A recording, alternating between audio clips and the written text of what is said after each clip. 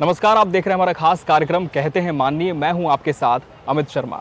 आज कहते हैं माननीय में हम आपकी मुलाकात एक ऐसी शख्सियत से कराने जा रहे हैं जो किसी परिचय की मोहताज नहीं है।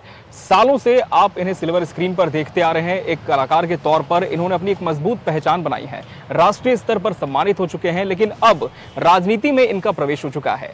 जी हाँ, हमारे साथ जुड़े हमारे खास मेहमान पद्मश्री अनु शर्मा जी। अनु जी, आपका बहुत बहुत स्वागत है हमारे इस खास कार्यक्रम में। बहुत बहुत शुक्रिया, नमस्कार जी। हम देख रहे हैं कि लगातार व्यस्तता आपकी चल रही है जब से राजनीति में आपने एंट्री ली है। फिल्मी जगत से इतर क्या ज़्यादा व्यस्त प्रोफेशन मानते हैं इसे? जी देखिए, राजनीति में आपको कोई समय नहीं होता है किसी की ज़रूरत को पूरी करने के लिए। आपको लगता है कि आपके कार्यकर्ता, आपके क्षेत्रवासी किस समय के संकट में आए, संकट कोई समय बता कर नहीं आता और उस वक्त आपको खड़ा होना होता है। जी। तो इसमें कोई शक नहीं कि ये ज़्यादा टफ है सिनेमा से, लेकिन जनता की सेवा करने की अगर आपके अंदर भावना है तो ये बातें मायने नहीं रखती हैं कि आप किस समय किसके लिए खड़े हो रहे हैं। आप फिर 24 घंटे उपलब्ध रहते हैं। जी बिल्कुल। और हमने देखा कि आपकी जो उपलब्धता है, अब जब आपका टिकट में नाम फाइनल हुआ, उसके पहले जब आपने देश की सबसे बड़ी पार्टी बीजेपी में प्रवेश किया, तब से ही लगातार चर्चा चल रही थी कि क्या अनु शर्मा कहीं से चुनाव लड़ सकते हैं, लेकिन उस समय किसी तरह का स्पष्ट जवाब नहीं आ पा रहा था। हमने भी बहुत खोजने की कोशिश की, लेकिन जब खोजा तो पाया कि आपको एक बहुत अहम सीट से जिम्मेदारी दी गई है, जो एक अपने आप में बहुत बड़ा औद्योगिक क्षेत्र है। इस जिम्मेदारी को किस तरह से अनु शर्मा जी लेते हैं?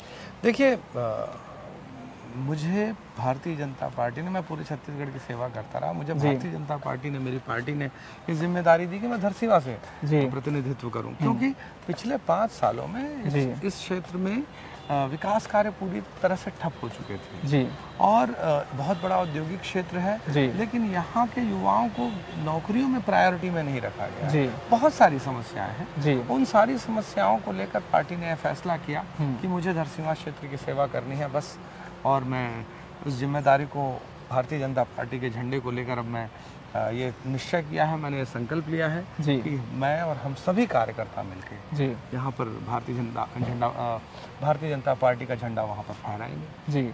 3 बार हम देखें तो बीजेपी के वरिष्ठ नेता देवजी भाई पटेल वहाँ से विधायक रह चुके हैं। जनता ने कांग्रेस को एक पूरे चरण का मौका भी दिया है, लेकिन अभी भी हम देखें तो जैसा कि आपने भी जिक्र किया कि औद्योगिक क्षेत्र है, समस्याएं कई हैं। जब अभी धरसींवा में ग्राउंड पर आप जा रहे हैं, जगह जगह लोगों से मुलाकात कर रहे हैं, तब ऐसे कौन से बिंदु हैं जो उभर कर सामने आ रहे हैं? क्या सरकार के काम से जनता खुश है या फिर किसी तरह का परिवर्तन वो चाहती है? गंभीर मुद्दे कौन कौन से आपने अभी तक देखे हैं? देखिए, जनता तो छटपटा रही है। वहाँ पर किसी भी विषय में काम नहीं हुआ, किसी भी गांव में कोई विकास कार्य नहीं हुआ है। आप जाकर देखेंगे कि बेरोजगारी की बहुत समस्या, और एक बहुत विकराल समस्या है हमारे क्षेत्र में, वो है शराब।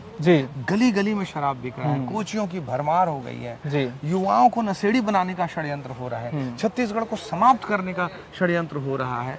तो इतना बड़ा षड्यंत्र हो रहा है, ये सरकार, लॉ एंड ऑर्डर का कोई माई बाप नहीं है। हमारे टेकारी गांव में एक महिला की लाश मिलती है और उसको आज तक आइडेंटिफाई नहीं किया जा सकता है। छोटी सी बच्ची होती है, उसके साथ रेप हो जाता है। यानी इस सरकार से जो लॉ एंड ऑर्डर है वो कंट्रोल ही नहीं हो पा रहा है, ये नहीं संभाल पा रहे। टिकारी का आपने जिक्र किया, वहाँ से जो सरपंच रह चुकी हैं वो जिला पंचायत की अध्यक्ष हैं, प्रबल दावेदारों में उनका नाम शामिल था, लेकिन एंड टाइम पर टिकट कट गया, किसी और का नाम सामने आया। अब छाया वर्मा जी को वहाँ से उतार दिया गया, राज्यसभा सदस्य हैं, और लेकिन सक्रियता उनकी देखने को नहीं मिल रही। तो क्या लगता है कि चुनौतियाँ ज़्यादा नहीं होंगी इस बार धरसींवा में? नहीं, देखिए, चुनौती तो होती है। अगर सामने कोई भी प्रतिद्वंदी है तो मैं उनको गंभीरता से लेता हूँ, लेकिन आप अगर उनके कार्यकाल को देखेंगे तो उन्होंने कितने सवाल पूछे हैं राज्यसभा में रहते हुए। या क्षेत्र से वो पहले भी चुनाव लड़ी है और वहाँ वो पराजित हुई थी। तो आप देखिए, उसके बाद सक्रियता उन्होंने छोड़ दी थी, वो तो कहीं और से चुनाव लड़ना चाह रही थी। वो तो सडन पार्टी ने उनके फैसला लिया। ठीक है, उनकी पार्टी का इंटरनल मैटर है, इसमें कुछ नहीं कहना चाहूँगा। जी बिल्कुल। लेकिन अब चूंकि आप भी राजनीति में आ चुके हैं तो कुछ बातें ऐसी होती हैं जो सिर्फ पार्टी लाइन के अंदर में होती है, पब्लिक डोमेन में चीज़ें बाहर नहीं आती हैं। क्या इच्छा कभी जताई थी चुनाव लड़ना है, या फिर ऐसी कोई खबर आपको मिली थी कि पार्टी आपके नाम पर विचार कर रही है? नहीं, हमारे यहाँ पार्टी फैसला करती है, संगठन फैसला करता है। मैंने कार्यकर्ता के तौर पर पार्टी ज्वाइन की और पार्टी ने मुझे जिम्मेदारी दी कि पूरे प्रदेश में मैं युवाओं के बीच जाऊं, जनता के बीच जाऊं और भारतीय जनता पार्टी का प्रचार करूं। और मैं ये काम कर रहा था, फिर पार्टी का फैसला है तो सराहों पर। बिल्कुल। युवाओं का, जैसा कि हम जिक्र कर रहे हैं बार बार, और हमने देखा कि जब भारतीय जनता युवा मोर्चा का एक बड़ा आंदोलन यहाँ पर हुआ था, तेजस्वी सूर्या पहुंचे थे, आपने भी बहुत हद तक उस पूरी रैली को लीड किया था। एक युवाओं का जनसैलाब हमने आपके पीछे देखा था। युवा क्या चाहता है छत्तीसगढ़ का? क्या वो कथित जो घोटाले हैं उस पर ज्यादा ध्यान देना चाहता है, या फिर जो बेरोजगारी भत्ते का दावा सरकार करती है उससे वो खुश है? किस तरह से युवाओं को आप देखते हैं, उनकी मन की बात को जानते हैं? युवा चाहता है कि पीएससी फेयर हो जी। युवा चाहता है कि व्यापम फेयर हो। अगर वो दिल जान लगा के मेहनत कर रहा है तो उसको मेहनत का फल मिले जी। ये सरकार युवाओं को छलने वाली सरकार है, बहुत बहुत खराब और बहुत, यानी क्या बोलूं मैं, निशब्द हो जाता हूँ। युवाओं को जिस तरह से छला गया पीएससी में या प्रतियोगी परीक्षाओं में, वो उससे युवा बहुत व्यथित हैं। उनको ये समझ में आ गया ये सरकार उनके साथ छल करने वाली है। नशे का कारोबार ऐसा चल रहा है, घोटाले पे घोटाला किया जा रहा है, युवाओं को बेरोजगारी भत्ते के नाम पर ठगा जा रहा है। युवा पूरी तरह से व्यथित है और उन्होंने संकल्प ले लिया कि भारतीय जनता पार्टी की सरकार बनाएगी। बिल्कुल। और नवरात्रि की पावन बेला चल रही है, हम देख रहे हैं कि जब जब आप जाते हैं तो शाम को भक्तिमय माहौल आपकी आवाज़ से भी हो जाता है। तो दर्शकों की भी बहुत डिमांड थी कि जब भी हम आपका इंटरव्यू लें तो कुछ लाइनें दर्शकों के लिए भी आप जरूर गुनगुना दें।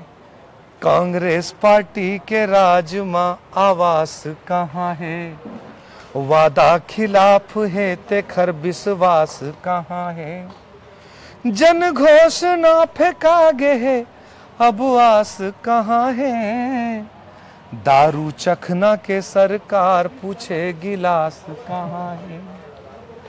क्या बात है। तो गीत अंदाज में भी अब जो सियासी बोल हैं आपके झलक रहे हैं, लेकिन जब राजनीति में और व्यस्त हो जाएंगे अनुज जी, तो आपके जो दर्शक हैं जो सिल्वर स्क्रीन पर लगातार आपको देखना चाहते हैं, तो क्या वो अनुज शर्मा उनको दोबारा देखने को मिल पाएंगे? बिल्कुल देखने को मिलेंगे। एक्टिंग, कलाकारी मेरा पेशा है जी, और राजनीति मेरा धर्म है जनता के सेवा के लिए जी।